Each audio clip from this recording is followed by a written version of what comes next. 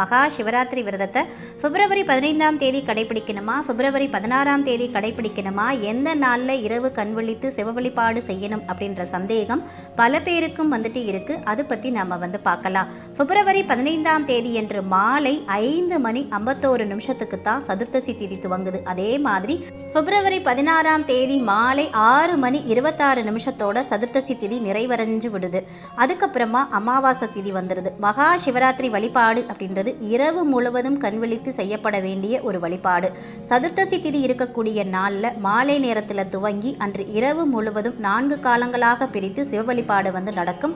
அதாவது மகா சிவராத்திரி வழிபாடு துவங்கும் போதும் சரி, நிறைவு பெறும் போதும் சதுர்த்தசி திதி இருக்கணும். அப்படி பார்த்தா பிப்ரவரி 15ஆம் தேதி மாலை இந்த சதுர்த்தசி திதி துவங்கி பிப்ரவரி 16ஆம் தேதி மாலை 6:30 முன்பாகவே நமக்கு சதுர்த்தசி திதி நிறைவடைஞ்சிருது. இப்போ நமக்கு இரவு